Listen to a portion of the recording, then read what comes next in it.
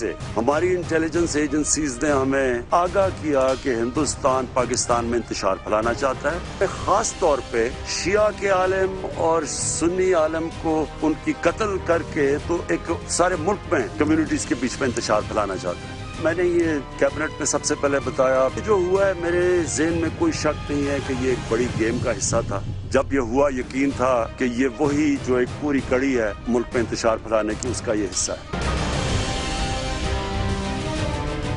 अस्सलाम वालेकुम नाज़रीन, प्रोग्राम में खुशामदीद कहते हैं। मच के जितने भी हलाक होने वाले लोग थे उनको आज उनकी नमाज जनाजा अदा करने के बाद तदफीन कर दी गई। वज़ीर आज़म कोयटा पहुँचे, वहाँ पे उन्होंने सिक्योरिटी के हवाले से भी तमाम जो हालात हैं उनका जायज़ा भी लिया और साथ ही साथ जो लवाहिकीन थे उनसे मुलाकात की, उनसे गुफ्तगू की और उसके अंदर जो इस वक्त बलूचिस्तान के अंदर सूरत हाल जो पेश आई है उसका बैकग्राउंड उन्होंने बिल्कुल सामने खुल के रखा कि इसमें भारत इन्वॉल्व है। वो चाहता है कि पाकिस्तान के अंदर फ़िरक़वारियत को हवा दी जाए और इस तशद्दुद के ज़रिए पाकिस्तान के अंदर अफरा तफरी और पाकिस्तान के अंदर अनरेस्ट जो है उसको पैदा किया जाना चाहिए।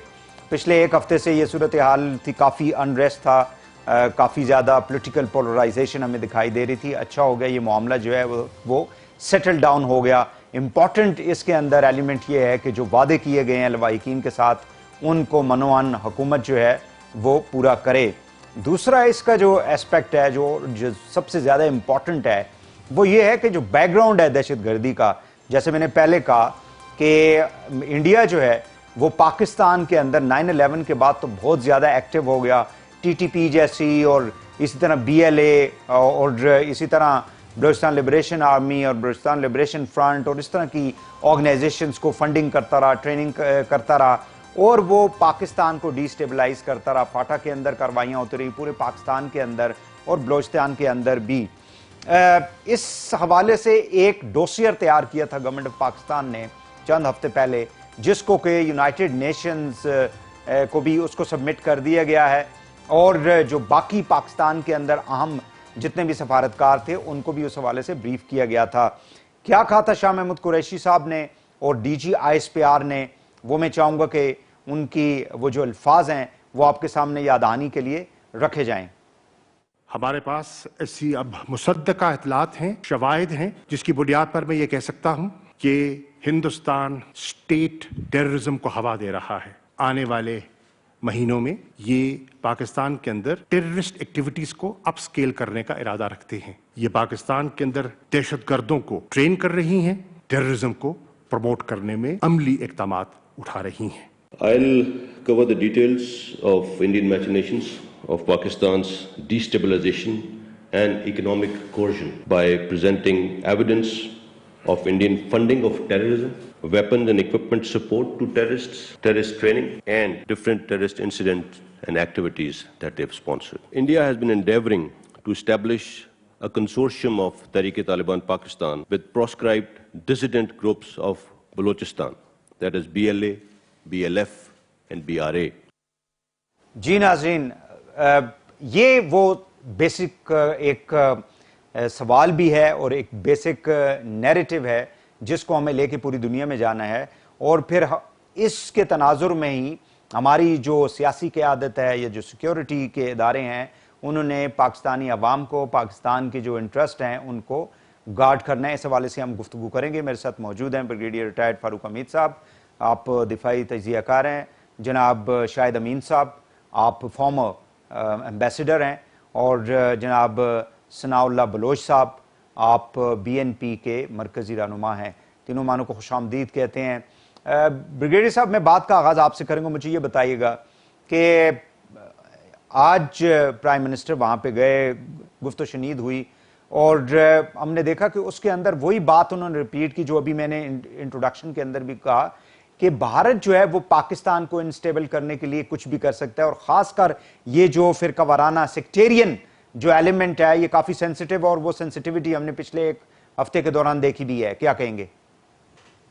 बिस्मिल्लाह, बहुत शुक्रिया भाई साहब। इसमें तो कोई शक नहीं है, काफ़ी अरसे से ये तो कई दहाइयों से मामला चल रहा है कि पाकिस्तान में किसी तरह सेक्टेरियन अनरेस्ट हो, सेक्टेरियन वायलेंस हो, ताकि इंतशार हो, यहाँ पे लोग लड़े आपस में, जो हाल लिबिया का किया गया, इराक का किया गया, सीरिया, यमन, टूनिशिया, ये तमाम देखें, यही तो वहीं पे, तो वहां पे भी उन्होंने यही काम किया ना, लोगों को लड़ाया आपस में, और यही वो चाहते हैं कि पाकिस्तान में हो। और इसके जाहिर बात है कि स्ट्रेटेजिक मकासद क्या है, खासकर बलूचिस्तान के हवाले से, कि यहाँ पे सीपैक आपको मालूम है कि जब बलूचिस्तान के अंदर हालात और अगर खराब होते हैं तो सबसे पहले जो है वो चाइनीज अपसेट होंगे, क्योंकि यहाँ पे सीपैक जो है वो अब टेक ऑफ नहीं, सीपैक तो अब रवां दवा है। आप गवादर पोर्ट की जब लेटेस्ट तस्वीरें देखें कि वो तो लगता है कि माशाल्लाह कितनी खुशी होती है देख के कि वहाँ पे कैसे पोर्ट की एक्टिविटी है, मामला हजारों सैकड़ों कंटेनर जो है वो वहाँ पे पड़े हैं। इसका मतलब पोर्ट एक्टिविटी शुरू हो गई है, इम्पोर्ट एक्सपोर्ट, वो तमाम चीजें।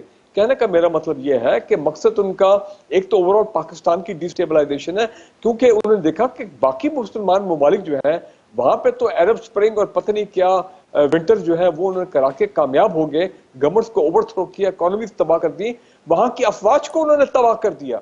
लेकिन और पाकिस्तान में अल्हम्दुलिल्लाह ठीक है, बड़े मुश्किल वक्त आए, लेकिन पाकिस्तान कायम व दायम हो, और पाकिस्तान जो है वो चल रहा है, तरक्की कर रहा है। दहशतगर्द की जंग जो है वो भी हमने अपना ओवरऑल जो है वो तो देखा जाए वो तो हमने जीत ली। ये तो बाकियात है जो उनके अभी भी बलूचिस्तान में मौजूद है या केपी में। और जो आपने देखा ना, अभी एक बड़ी इंपॉर्टेंट बात की है, बिल्कुल ये जो उन्होंने कहा अपना DGISPR की जो प्रेस कॉन्फ्रेंस थी, उसमें एक इंपॉर्टेंट चीज आप भूल गए, टेरर फाइनेंसिंग और वो तमाम चीजें तो हैं कि अफगान NDS हो गया, दाइश हो गया, रॉक इनका नेक्सस है, बलूचिस्तान से में ये गड़बड़ करते केपी में, पाकिस्तान के बाकी शहरों में।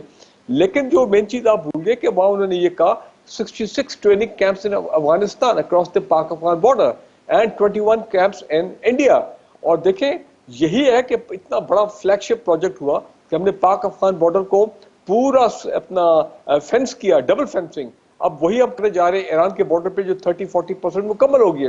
कहने का मेरा मतलब यह है कि कुलभूषण यादव आपको और कोई सबूत नहीं चाहिए, पूरी दुनिया को हम बता चुके हैं। उसको तो लटका देना चाहिए था ना ब्रिगेडियर साहब, अभी तक हमने उसको संभाल के रखा हुआ है।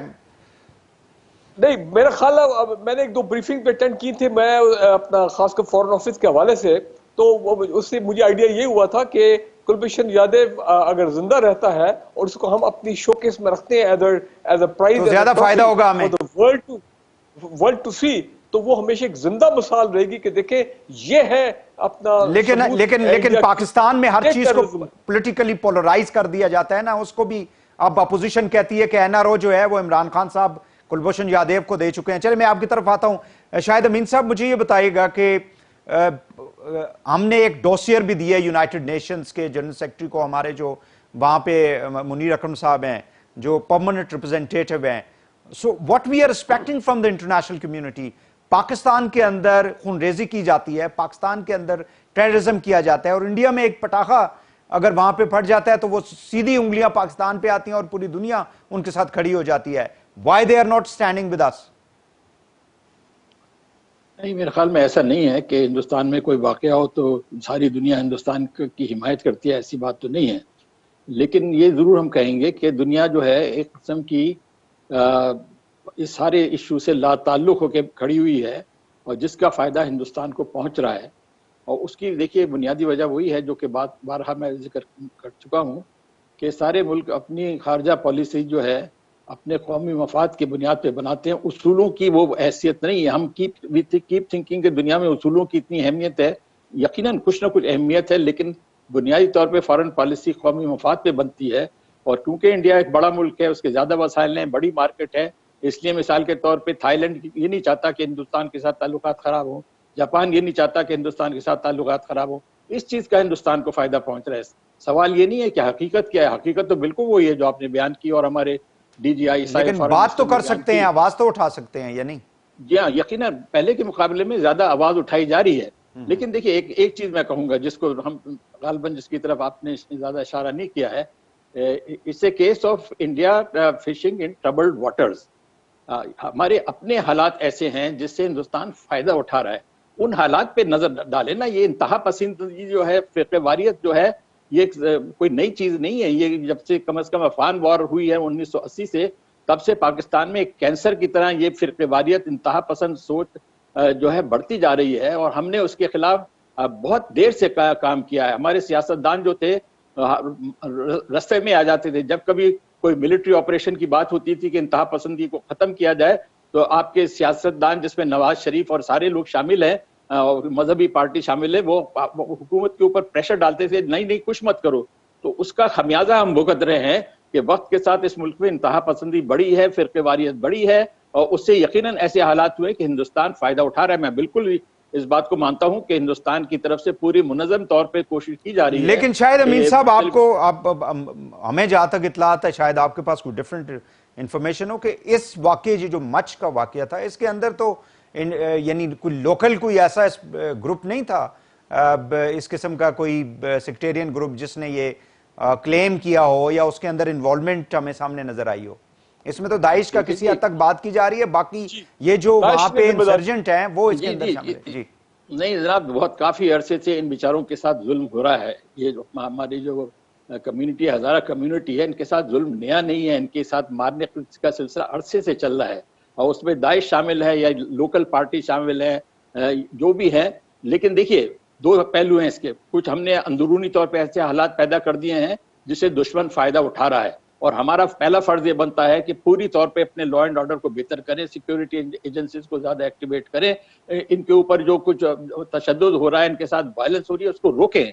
ये क्या वजह है कि हम इस वायलेंस को रोकने में अभी तक कामयाब नहीं हुए हैं? यकीनन हिंदुस्तान के इसमें बड़ा हाथ है, फाइनेंसिंग है, ट्रेनिंग है, सब कुछ सही है, लेकिन हिंदुस्तान ये सब कुछ नहीं कर सकता अगर उसको मौका ना मिलता। हमने उनको मौका फराहम किया है, इसलिए उसको आपको दूर करने के लिए उतनी जरूरत है जितनी कि हिंदुस्तान की साजिशों को बेनकाब करने। ठीक है शायद साहब, मैं आपकी तरफ आता हूं। ये पूछना चाह रहा था कि हमने एक डॉसियर भी इंडियन इन्वॉल्वमेंट की पाकिस्तान में टेररिस्ट एक्टिविटीज के हवाले से दी थी, और ये जो फिरका वाराना पाकिस्तान के अंदर जो दहशतगर्दी है उस हवाले से भी गवर्नमेंट ने बताया था कि इंडिया जो है वो इस किस्म की हरकत कर सकता है। So how we can protect ourself, और इस मामले को इंडिया को दुनिया में मजीद कैसे एक्सपोज किया जा सकता है? देखें जी, और जो इस्लामाबाद में बैठे हुए बाबू हैं, बादशाह हैं, हाकिम हैं, अस्करी है, सियासी है, जो शराफिया है, उसकी इतनी खून की गरमाइश नहीं है कि वो क्वेटा तक आ सके। ये तो कोई, इसमें तो कोई हिंदुस्तान का हाथ नहीं है ना कि आपको 6 दिन वो रोके रखे कि आप क्वेटा के लोगों का आंसू पूछने आ जाएं। टॉपिक क्या है, डिस्कशन क्या है, डिस्कोर्स क्या होना चाहिए? बलूचिस्तान और इस्लामाबाद के माबैन जो बड़ी तल्ख है, रिलेशनशिप है, उसको डिस्कस करने की बजाय we come back for last 70 years focusing on issues that are not even। जी ब्रिगेडियर साहब, मुझे ये बताएं कि आज जो है ये जो बात कर रहे थे सनाउल्लाह बलोच साहब, what I have guess from his thoughts, कि वो ये चाहते हैं कि एक कोई डिस्कोर्स होनी चाहिए ब्रॉडर पर्सपेक्टिव में बलोचिस्तान और मरकज के दरमियान। क्या कहेंगे? देखिए मोहतरम सनाउल्लाह बलोच साहब, मैं I have a lot of respect for him, क्योंकि एक वक्त पे अगर आपको याद है अख्तर मेंगल साहब और ये उन नाराज बलोच लीडर्स में शामिल थे जो कि पाकिस्तान से काफ़ी अर्सा बाहर रहे, और उसके बाद मुझे बड़ी खुशी हुई जब ये वापस पाकिस्तान आए चंद साल पहले, और पाकिस्तान की मेन स्ट्रीम पॉलिटिक्स में, बलूचिस्तान की मेन स्ट्रीम पॉलिटिक्स में फिर ये शामिल हुए, तो वो तो अच्छी बात है।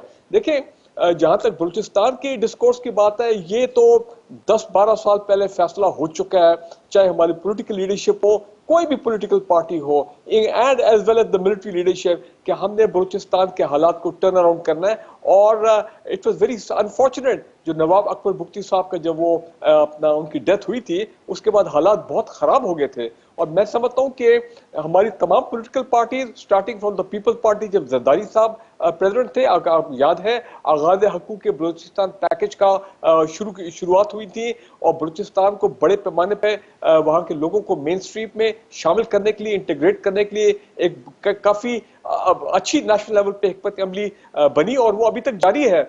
हजारों बलोच नौजवान माशाल्लाह, और मैं कहता हूँ अल्हम्दुलिल्लाह के they are now in the Pakistan army, और तीनों मुसल्लह फौज में, और बाकी economically things are much better.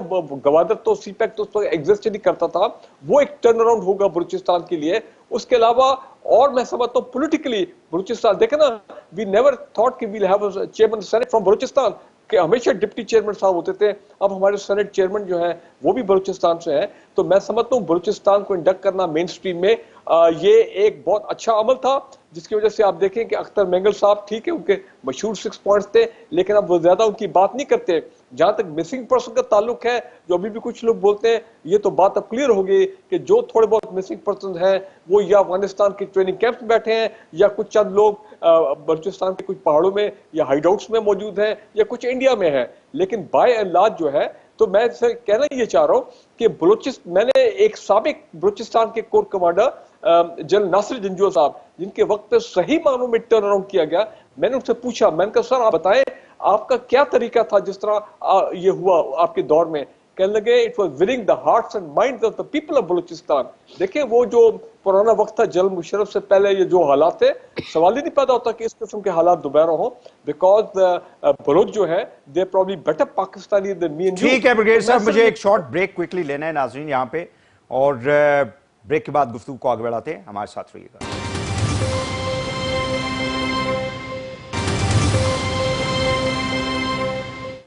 Welcome back. Shahid Amin साहब, मैं आपकी तरफ आऊंगा। आज प्राइम मिनिस्टर गए वहां पे और ये मामला हुकूमत और जो लवाहिकीन थे उनके दरमियान तय पा गया था, रात गए लास्ट नाइट, और आज ये मामला तय हो गया।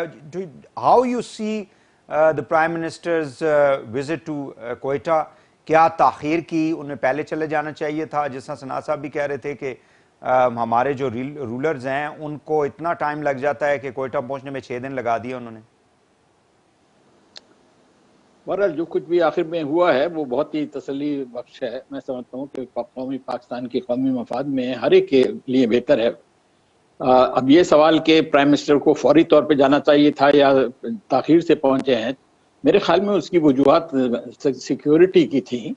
एक लिहाज से आप कह सकते हैं कि जो दुश्मन ने एक उनका ट्रैप सेटअप किया था कि पहले ऐसा वाकया हो और फिर फौरन रश करें हमारे prime minister and he becomes a target, तो that would have been the worst of all situation. तो मेरे ख्याल में ऐसे मौके पे बहुत इंतहा पसंदी का रवैया अख्तियार नहीं करना चाहिए कि हम लाशों को दफन नहीं करेंगे जब तक वजीर आज़म नहीं आएंगे। कभी किसी और दुनिया के मुल्क में आपने ऐसी बात सुनी है? तो ये इस किस्म का प्रेशर जो यकीनन हमें, शायद अमीन साहब हो सकता है एक डिस्ट्रस्ट हो ना, लोगों के अंदर एक डिस्ट्रस्ट हो जिसकी वजह से इस किस्म के वाकयात पे सामने आते हैं। जी, अदम एतमाद की वजह हो सकती है। जी, मेरे ख्याल में तो वजीर आज़म को बुलाने की मतलब ये था कि वो समझते हैं कि वजीर आज़म ही इस मसले को हल कर सकते हैं। डिस्ट्रस्ट होता तो फिर वजीर आज़म को बुलाने पे इतना इसरार क्यों करते? नहीं, असल में तो देखिए हमारी जो कम्युनिटी है, हज़ारा कम्युनिटी, उनके साथ बड़ा बुरा सलूक हुआ है ओवर द ईयर्स। अब से नहीं, साल हर साल से हो रहा है, और इस उनके जो परेशानी है, उनका गुस्सा जो है वो बिल्कुल काबिल फहम है। उनको मैक्सिमम सिक्योरिटी देनी चाहिए। गवर्नमेंट को और हमारे प्राइम मिनिस्टर को कोशिश करनी चाहिए कि जिस हद तक हो उनको सिक्योरिटी दी जाए, और जो इंतहा पसंद है हिंदुस्तान की साजिशें हो रही है उसका तदारक किया जाए। लेकिन ये इतना आसान काम नहीं है कि आप सिर्फ हुक्म दिया तो हो जाएगा। It requires planning, sustained effort, और उसके अंदर सारे आपके इदारों को मिलकर काम करना है। तो मैं समझता हूँ कि ये जो अफसोसनाक बात हुई है, हमें हज़ारा कम्युनिटी के जो एहसासात हैं उसका एहतराम करना चाहिए। बिल्कुल उनका वजह कहना था कि बहुत बड़ा जुल्म हुआ है, लेकिन ये कि आखिरकार ये मेरे ख्याल में खुश असलूबी के साथ ये मसला हल हो गया है। अब हमारे वजीर आज़म को, हमारी हुकूमत को चाहिए कि मैक्सिमम कोशिश करें कि जो हज़ारा के जो कम्युनिटी के जो तहफ़्फ़ुज़ात हैं या उनके जो खदशात हैं उनको दूर किया जाए। क्या वजह है कि इतने से छोटे से ग्रुप को सिक्योरिटी नहीं प्रोवाइड की जा सकती? मेरे ख्याल में हर मौके पे, हर इज्तिमा में उनको सिक्योरिटी देने की जरूरत है। बिल्कुल सही है। ब्रिगेडियर साहब, डू यू थिंक कि इस सारे मामले के अंदर कुछ ऐसे एलिमेंट्स भी शामिल थे, सियासी जमातें या जो भी थे, जिन्होंने सियासत भी करने की कोशिश की और किसी हद तक कामयाब भी रहे? देखिए वहीद साहब, मैं क्विकली एक बात कह दूं कि हमें अब ये बात समझनी चाहिए कि अब एक ये जो रीजनल सिक्योरिटी के मामला है ना, यहाँ पे कुछ और अभी हालात पे और चेंजेस आए हैं। फॉर एग्जाम्पल, आपके बिल्कुल साथ अबू धाबी में अब इसराइली आके बैठ गए हैं, और आपको पता है इसराइली को हमारे दोस्त नहीं है। उनकी तो हमेशा कोशिश थी कि पाकिस्तान के न्यूक्लियर प्रोग्राम को खत्म किया जाए। वो एक डिफरेंट सब्जेक्ट बन जाएगा। तो लिहाजा we should keep that mind कि अब सिर्फ वो एनडीएस रॉ और ये दाइश यही लोग नहीं, दाइश को भी आपको पता है, दुनिया सब कहते हैं, तमाम जो एक्सपर्ट्स हैं कि दाइश को भी रॉ और इसराइलीज जो है वो लेके आए थे, एयरलिफ्ट करके लाए थे ये अपना सीरिया और इराक की जंग के बाद जब उन्होंने सरेंडर किया था वहां पे उनको अफगानिस्तान में ले आए थे। तो लिहाजा इसराइली फैक्टर को आइंदा आई एम श्योर हमारी सिक्योरिटी एस्टैब्लिशमेंट इग्नोर नहीं करेगी, because they now next door. एक तो ये बात, दूसरा ये है कि देखें एक नेशनल सेंसिटिविटी है as far as sectarian is concern कि सेक्टेरियन अनरेस्ट जो है वो नहीं होना चाहिए। यही वजह है कि बादी में जब भी हजारा भाइयों के वहां पे ब्लास्ट में बड़े दर्जनों के हिसाब से लोगों की डेथ हुई है, तो हमारे प्राइम मिनिस्टर और फिर बाद में फिर दफनाने के बाद भी 2018 में आर्मी चीफ जो है वो भी गए, उनको मिले वहां पे आर्मी हाउस में या जो भी वहां पे जगह थी सरकारी। कहने का मेरा मतलब ये है कि देखें इस मर्तबा कुछ शकूक बड़े सख्त पैदा हुए हैं। अगर आपको याद हो बेनजीर भुट्टो साहबा जब जारी थी लियाकत बाग के जलसे पे, तो उस वक्त के सीनियर आईएसआई के जनरल जो है उनको जाके मिले थे और कहा था कि बीबी आप मत जाएं, आपकी जान को खतरा है। ये जिम्मेदारियों में शामिल होता है of the security agencies to advise the president and the chief executive कि अगर कोई उनकी सिक्योरिटी थ्रेट है जो उनकी नॉलेज में अगर आती है, उनके असेसमेंट में होती है। और मेरा ख्याल है यही जो प्राइम मिनिस्टर को एडवाइस किया गया होगा, इंक्लूडिंग द इंटीरियर मिनिस्टर। ठीक है ब्रिगेड साहब, बिल्कुल बिल्कुल एक अहम जो नुक्ता है, मैं चाहूंगा कि चूंकि टाइम बिल्कुल 1 मिनट 1.5 मिनट होगा मेरे पास, कि उसके ऊपर भी आप कमेंट कर दें कि ये जो जाहिर है कि हमारे सोसाइटी के अंदर जो फिरका वाराना हमांगी है वो पाई जाती है, but there are certain elements जो पॉलिटिकल माइलेज लेने की कोशिश करते हैं, उनको क्या कहेंगे आप? नहीं देखिए वो बात तो बड़ी सही है कि यहाँ पे कुछ एलिमेंट्स हैं जो कि जिनकी चाहे वो कुछ एलिमेंट्स मीडिया में हो चाहे हमारी पॉलिटिकल पार्टीज में। ये मरीम नवाज और वो भी जो भागे भागे गए हैं बिलावल, तो उन्होंने पॉलिटिकल माइलेज तो लिया, पॉलिटिकल पॉइंट स्कोरिंग किया है कि जनाब देखिए हम आए, प्राइम मिनिस्टर साहब जो है इमरान खान तो अभी नहीं आए, तो वो उनका अपना एक पॉलिटिकल एजेंडा था जो उन्हें किया। लेकिन मैं एक आपको आज बात करता हूँ, मुझे बड़ा अफसोस हुआ कि हमारे एक सिटिंग सेनेटर हैं और अपना सेनेटर खोकर साहब, उनकी एक ट्वीट आई है जिसपे मेरा ख्याल बहुत रद्द-ए-अमल भी आया अपना सोशल मीडिया पे और मैंने भी उसको कंडेम किया है। उन्होंने कहा कि Pakistan won't shed a tear when the skipper is gone. अब आप देख रहे हैं इस किस्म की आप करना एक प्राइम मिनिस्टर जो हयात हैं और जो इसके चीफ एग्जीक्यूटिव इमरान खान साहब, उनके बारे में हो सकता है उन्होंने इमरान खान के बारे में ना कहा हो। नहीं देखिए skipper, when the skipper is gone, अपना देखना है अपना वही साहब, आप भी जानते हैं, सब जानते हैं। दूसरी इंपॉर्टेंट चीज जो शकूक क्रिएट हुए, मरीम नवाज साहब और ये जो है, मुझे बताएं मैं उस पूरी तहरीक में शामिल था, मिनहाजुल कुरान की ये जो मॉडल टाउन की है, एक मरतबा भी शरीफ खानदान से या पंजाब गवर्नमेंट के कोई बंदा आया हो, इंक्लूडिंग चले राना सलाउल जो मिनिस्टर फॉर लॉ थे, मिनहाजुल कुरान में अफसोस करने के लिए जब उनके वहां पे जनाजे पड़े थे, नेवर। तो यहाँ पे क्लियर पॉइंट स्कोरिंग। और एक और वेरी इंपॉर्टेंट चीज आप नोट करें, अब्दुल खालिक हजारा साहब ने कहा कि जनाब लवाहिकीन तो अगले दिन अपने प्यारों को उनको दफन करना चाहते थे, लेकिन कुछ लोग थे जिन्होंने उनको ये करने नहीं दिया। इसका और उन्होंने कहा कि ये इंतजामिया के जो एडमिनिस्ट्रेशन के लोग थे, धरने की एडमिनिस्ट्रेशन के, इसका मतलब कि कुछ फोर्सेस थी जिनके वेस्टेड इंटरेस्ट थे कि इस मामले को बढ़ाया जाए, इस मामले को और इसकी जो मामले को संगीन किया जाए। तभी 1 सेकंड में पूरे पाकिस्तान में धरने शुरू हो गए। और लास्ट मेरा पॉइंट जो है, मैं आपको सिर्फ ये कहूंगा, देखें प्राइम मिनिस्टर इमरान खान ने आज एक बात कर दी, उन्होंने क्लैरिफाई कर दिया कि भाई ब्लैकमेल वाला काम तो वो पीडीएम वाले जो कह रहे थे ना, मुझे तंज मारे थे बार बार कि अभी तक आए नहीं, तो वो सवाल से था। अच्छा, लेकिन फिर भी बात यह है कि उन्होंने एक प्रेसिडेंट सेट कर दिया कि आइंदा के लिए रियासत के मामला में खुदा न खास्ता अगर ऐसी कोई चीज होती है तो जरूरी नहीं है कि अगर माजी में प्राइम मिनिस्टर एक दफा गया है तो जब भी ऐसी चीज हो तो प्राइम मिनिस्टर एक दिन में भागा भाग जाके जो अपना धरने का साइट है जहां पे बॉडीज पड़ी हुई हैं वहां पे जाके बैठ जाए। मेरा ख्याल है ये भी उन्होंने एक वो बात की है कि आइंदा के लिए एक सेट हो गया कि भाई जरूरी नहीं है। ठीक हो गया ब्रिगेड साहब, बहुत शुक्रिया। Brigade Farooq Hameed sahab, thank you very much. Shahid Amin sahab, thank you very much. दोनों मानों को बहुत बहुत शुक्रिया। नाज़रीन, यहाँ पे एक और शॉर्ट ब्रेक लेंगे और ब्रेक के बाद प्रोग्राम को आगे बढ़ाते हैं। हमारे साथ रहिएगा।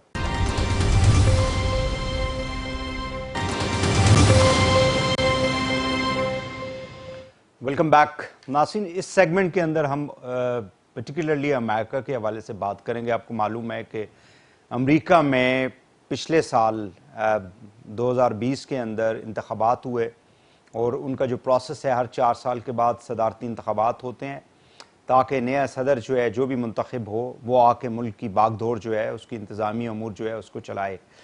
ट्रंप साहब का बाइडन साहब से मुकाबला था और उसमें उनको शिकस्त हुई। उसके बाद जो हमने देखा ड्यूरिंग कैंपेन भी काफ़ी ज़्यादा माहौल गर्म था वहाँ पे। फिर उसके बाद इलेक्शन के बाद की जो सूरत हाल थी, डोनाल्ड ट्रंप साहब ने इलेक्शंस को अनफेयर करार दिया, धांधली के इल्ज़ामात लगाते रहे और उसके बाद हमने देखा कि उनके जो सपोर्टर्स थे, रिपब्लिकन पार्टी के जो सपोर्टर्स थे, वो सड़कों पे भी आते रहे। हाल ही में आपको मालूम है कि जिस तरह से उन्होंने जो वहाँ की कांग्रेस है उसकी बिल्डिंग के ऊपर, कैपिटल हिल के ऊपर जो लोगों ने धावा बोला और उसके बाद पूरी दुनिया के अंदर हमने रिएक्शन देखा है। अब प्रेसिडेंट ट्रंप ने ये फैसला किया है, जो खबरें अभी तक आ रही हैं, कि वो सदारती जो हल्फबर्दारी की तकरीब होगी वाइट हाउस के अंदर, उसमें शिरकत नहीं करेंगे। सो अमेरिकन जो पॉलिटिक्स है या उसकी जो डेमोक्रेटिक सिस्टम है या उसके जो नॉर्म्स हैं, क्या उसके अंदर कोई तब्दीली आ रही है? इस हवाले से हम गुफ्तगू करेंगे। हमारे साथ मौजूद हैं साजिद तारिक साहब, एडवाइज़र हैं आप डोनाल्ड ट्रंप के और कैंपेन एडवाइज़र भी थे इलेक्शन के दौरान भी। बहुत शुक्रिया साजिद साहब, आपने हमें टाइम दिया जी। सबसे पहले एक जेनेरिक क्वेश्चन मैं करूँगा कि क्या अमेरिकन जो पॉलिटिक्स है उसके अंदर कोई तब्दीलियाँ आ रही हैं? जो नॉर्म्स थे वहाँ पे, डेमोक्रेटिक नॉर्म्स या इलेक्शन के जो नॉर्म्स थे, उसके अंदर कोई तब्दीलियाँ आ रही है? अवाम में कोई तब्दीलियाँ आ रही हैं? देखिए, सबसे पहले तो मैं ये बताना चाहूंगा आपको कि अमेरिका में पिछले 4 साल से नहीं, तकरीबन 8-10 साल से एक बहुत बड़ी तब्दीली है वहां पे। और ये देखना होगा हमें, ये भी इस चीज का भी तज्जिया करना पड़ेगा कि डोनाल्ड ट्रंप साहब इलेक्शन जीत के किस तरह आए थे। डोनाल्ड ट्रंप साहब एक ऐसे कैंडिडेट थे जिन्होंने आज तक कोई पब्लिक ऑफिस नहीं उन्होंने विन किया, आउटसाइडर थे। दरअसल वहां पे मेरे ख्याल में, क्योंकि मैं समझता हूं कि मैं एक पॉलिटिकल साइंस का स्टूडेंट हूं, मैं लॉयर बाय प्रोफेशन, तो उसमें ये है कि लोगों का रिएक्शन, डेमोक्रेसी पिछले तकरीबन काफी अरसे से, डेमोक्रेसी जमहूरियत दुनिया में लोगों को फेल कर रही है, जिसकी एक सबसे बड़ी मिसाल मौरूसी सियासत आपने देखा होगा, जिसका ट्रेंड पाकिस्तान में भी, इंडिया में भी और दूसरे मुमालिक में भी है। एक तो उसका लोगों का रिएक्शन, ट्रेडिशनल पॉलिटिशियंस, जो करप्ट पॉलिटिशियंस, क्योंकि जमहूरियत रिफॉर्म नहीं हो पाई पूरी दुनिया में, तो ये एक डेड एंड तक पहुंच चुकी थी और डोनाल्ड ट्रंप साहब उसी का रिएक्शन थे। इन्होंने नारा लगाया कि वो एस्टेब्लिशमेंट और ब्यूरोक्रेसी, एस्टेब्लिशमेंट के खिलाफ लड़ेंगे, अमेरिका फर्स्ट करेंगे, इंटेलेक्चुअल प्रॉपर्टी थेफ्ट के खिलाफ लड़ेंगे, टैक्सेशन के खिलाफ लड़ेंगे। तो इसी वजह से वो जीते इलेक्शन, और वो पूरी तरीके से इलेक्शन जीते भी नहीं थे, वो सिर्फ इलेक्टोरल कॉलेज जीते थे, पॉपुलर वोट वो नहीं जीत सके। उसके बाद उन्होंने फिर वही चेंजेस लाई जो जिस तरीके से वो करते थे, ट्विटर पे वो बोलते रहे, जिस तरीके से वो बोलते रहे अपने 4 साल। उनको दूसरी तरफ जब वो इलेक्शन जीत कर आए, तो जिस तरीके से उन्होंने नारा लगाया था कि वो एस्टेब्लिशमेंट और मीडिया के खिलाफ लड़ेंगे, तो आप देखें 2016 से आज तक CNN उनके खिलाफ एक महाज खोल के बैठा हुआ है और वो पूरी दुकानदारी उनकी एंटी ट्रंप चल रही। अब दूसरी तरफ देखें तो डेमोक्रेट पार्टी ने उन्हें आज तक अमेरिका का प्रेसिडेंट एक्सेप्ट ही नहीं किया। उन्होंने पहले 2 साल उनको रशियन कोलिजन में फंसा के रखा और उसके बाद हंटर बाइडेन की करप्शन जो यूक्रेन में थी, उसकी बेसिस पे उन्होंने उनको इम्पीचमेंट तक ले गए, उनको रेजिस्ट करते रहे कि वो अपना मैंडेट डिलीवर न कर पाए। ये जमहूरियत, मेरा मकसद जमहूरियत के लिए एक बहुत बड़ा कड़ा इम्तिहान था। उसके बाद क्या हुआ है अमेरिका की सियासत में कि कोरोना आ गया। कोरोना के लिए पूरी दुनिया में कोई भी मुल्क जो था वो तैयार नहीं था, जब अमेरिका भी बिल्कुल इसी तरह, लेकिन वहां पे ये हुआ कि कोरोना पे सियासत की गई। उसकी मैं एक मिसाल देना चाहूंगा। अमेरिका में हर साल 50 से 60 हजार लोग फ्लू से मरते हैं, लेकिन इस साल वो नहीं मरे, वो सारे के सारे कोरोना में डाल दिए गए। अब डोनाल्ड ट्रंप साहब ने इस पे एहतजाज करते रहे कि कोरोना के बायस जब अगर मेल इन वोटिंग हुई तो उसमें फ्रॉड होगा, और उसी का वो सारा रिजल्ट निकला। मेल इन वोटिंग को मिस हैंडल किया गया। हालांकि डोनाल्ड ट्रंप साहब was almost impossible to lose this election। उसकी एक सबसे बड़ी वजह ये थी कि सेकंड वर्ल्ड वॉर, ठीक हो गया।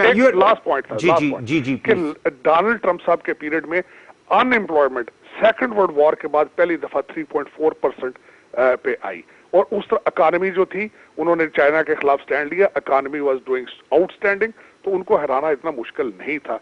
लेकिन जिस तरीके से मुख्य चीजों को पॉलिटिसाइज किया गया, ठीक है, मतलब जाहिर है कि पॉलिटिक्स के अंदर जो बेसिक्स आपने नुकात पेश किए वो बिल्कुल सामने आ गए। मुझे ये बताएं कि अगर ये सारा कुछ उन्होंने किया था, अमेरिका के लिए सारा कुछ बेहतर करना चाह रहे थे, वो मारूसी सियासत के खिलाफ लड़ना चाह रहे थे, वो चाह रहे थे कि अमेरिका जो है वो फर्स्ट है, तो मुझे ये बताएं कि ये जो इलेक्शन हुए हैं उसमें क्या वाकई में उनको जानबूझ के धांधली के लिए जरिए हराया गया है? जो वो बात करते हैं वो दुरुस्त है?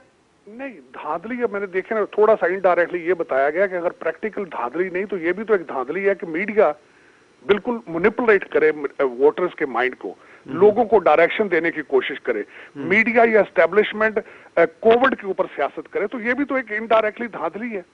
मेरा मकसद है आप किसी चीज को सियासत पे जबरदस्ती जोर लगाएं, और उसके बाद सबसे बड़ी बात यह है कि वहां पे रेशियल डिवीजन, यानी उनके खिलाफ जो है वो प्रोपेगेंडा हम मीडिया को देखिए, मुझे ये बताएं जो बाइडेन साहब के पास कौन सा फार्मूला होगा कोविड को बेहतर हैंडल करने के लिए?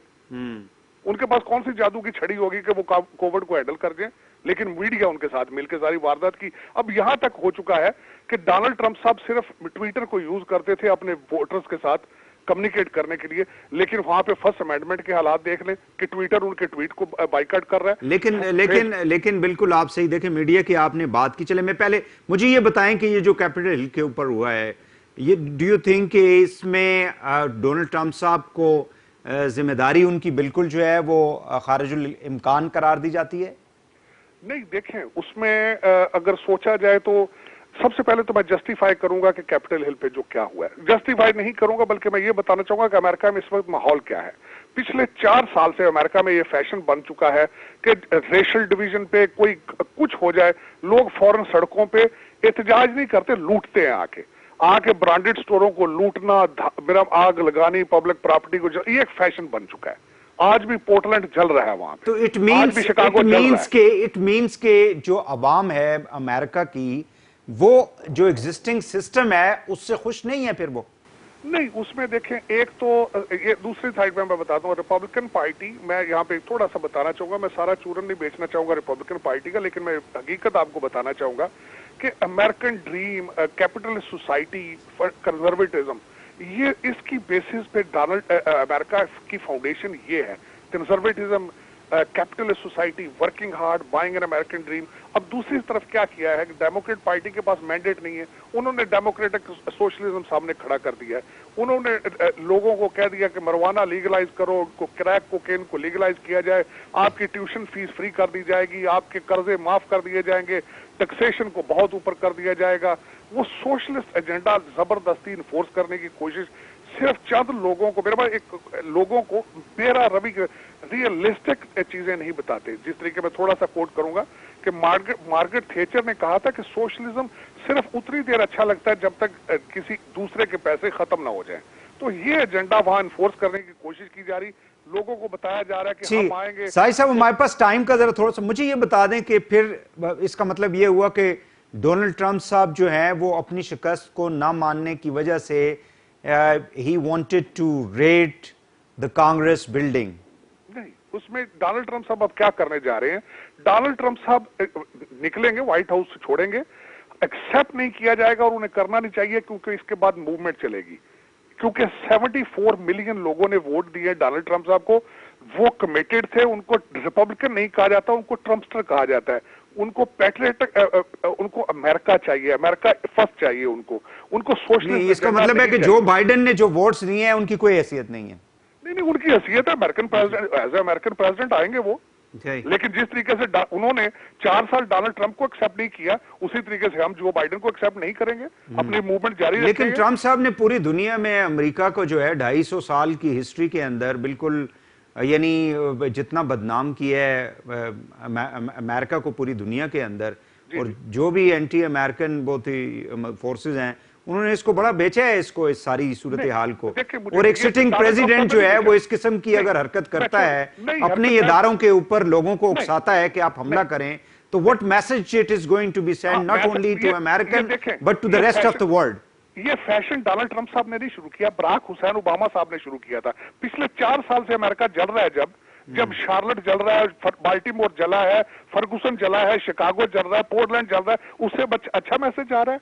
जिस तरीके से मर्डर सिटी बन चुके हैं, डिफेंडिंग पुलिस बन चुकी है, सोशलिस्ट, आप क्या ख्याल है कि अमेरिका सोशलिस्ट बन जाए आज, तो वो दुनिया के लिए अच्छी चीज है कि अमेरिका सोशलिस्ट बने? लेकिन कभी साहिब साहब आप खुद आप यानी मीडिया की भी आपने बात की, डोनाल्ड ट्रंप साहब वो हैं जो ही प्रेसिडेंट बने और उन्होंने अपनी सिक्योरिटी को कह के लाइव यानी प्रेस कॉन्फ्रेंस के दौरान लोगों को प्रेस कॉन्फ्रेंस के हाल से बाहर धकेला, निकाला उनको।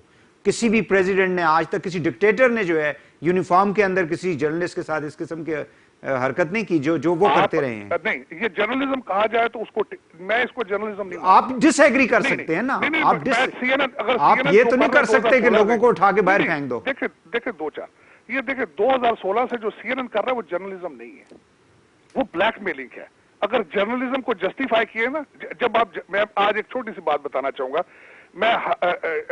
जर्नलिज्म ये होता है कि आप राइट लेफ्ट दोनों पिक्चर दिखाते हैं और देखने वाले पे छोड़ देते हैं कि वो डिसीजन ले। ठीक है, सो वो पार्टी बन गया था। मुझे ये बताएं कि अमेरिका को जो अमेरिकन कहते हैं कि डोनाल्ड ट्रंप ने अमेरिका को तकसीम कर दिया है, ये उनके ऊपर जो ब्लेम है, ये ठीक है ये बात? नहीं, ब्लेम अगर मैं आपके देखने वालों को 2-4 चीजें यहाँ पे बताना चाहूंगा। रेशियल डिवीजन शुरू हुई थी जब बराक हुसैन ओबामा साहब बने थे प्रेसिडेंट। उनकी अपॉइंटमेंट्स गूगल करके देखें, सिर्फ रेशियल बेसिस पे थी। उनके हर चीज को उन्होंने डिवाइड करके रख दिया था ब्लैक एंड व्हाइट पे, और उसमें कैपिटल, हाँ मैं ये जरूर कहूंगा कि डोनाल्ड ट्रंप साहब ने उसका फायदा उठाया था, लेकिन कंट्री को डिवाइड करके गए थे बराक हुसैन ओबामा साहब रेशियल बेसिस पे, और उसको अभी भी डिवाइडेड है मेरे ख्याल में। ये डू यू थिंक चूंकि आप मुस्लिम्स को जाहिर है कि अपनी पार्टी और प्रेसिडेंट के लिए मुस्लिम्स के लिए काम भी करते, तो डू यू थिंक कि ट्रंप साहब के दौरान जो है वो मुसलमान वहां पे तहफ्फुज़ का शिकार रहे? नहीं, देखें मेरे ख्याल में सबसे पहले तो मैं ये बताना चाहूंगा, डोनाल्ड ट्रंप साहब लॉ एनफोर्समेंट के प्रेसिडेंट थे। उनके एजेंडा का शामिल था कि पुलिस को सपोर्ट किया जाए, लॉ एंड ऑर्डर को इन्फोर्स किया जाए, और अगर किसी मुल्क में अगर लॉ एनफोर्समेंट इन्फोर्स करेंगे तो वहां माइनॉरिटी क्या सेफ होंगी हमेशा। अगर पुलिस को डिफेंड कर दिया जाए, अगर पुलिस को खत्म कर दिया जाए, तो आप कोई भी सोसाइटी उसमें एग्जिस्ट कर सकती है? मेरे ख्याल में नहीं। अब इस वक्त मैं आप छोटी सी मिसाल देता हूँ, न्यूयॉर्क स्टेट में $1 बिलियन पुलिस का खत्म कर दिया गया है, वहां पे 66% क्राइम बढ़ गया। आपका क्या ख्याल है, वहां मुसलमान सेफ रहेंगे? अब ठीक हो गया साहब, आखिरी क्वेश्चन, ये क्यों नहीं इसमें तकरीब हलबर्दारी जो है इसमें क्यों नहीं हिस्सा ले रहे? इसलिए हिस्सा नहीं लेंगे वहां पे क्योंकि ये मूवमेंट आगे चलेगी। अगर 4 साल जो बाइडेन ने डोनाल्ड ट्रंप साहब को प्रेसिडेंट एक्सेप्ट नहीं किया, तो आज हम क्यों एक्सेप्ट करेंगे? हम मूवमेंट आगे चलाएंगे। अगर हम उनको प्रेसिडेंट एक्सेप्ट करके कंप्रोमाइज कर जाते हैं तो फिर हमारी मूवमेंट तो नहीं चलेगी आगे। तो आप ये 4 साल मूवमेंट रिपब्लिकन ये कहेंगे कि ये इलेजिटिमेट प्रेसिडेंट है? नहीं, रिपब्लिकन सर हमारा उनके साथ कंसर्न नहीं है। रिपब्लिकन आज जितने डोनाल्ड ट्रंप साहब को छोड़ गए हैं क्योंकि वो उनको अपने इंटरेस्ट है, उनको सियासत करनी टूटी फूटी। हाँ जी, हमारी मूवमेंट है ये। सही है, बहुत बहुत शुक्रिया आपका। नाज़रीन आज के लिए इतना ही। वहीद हुसैन को इजाज़त दीजिए, अल्लाह हाफिज।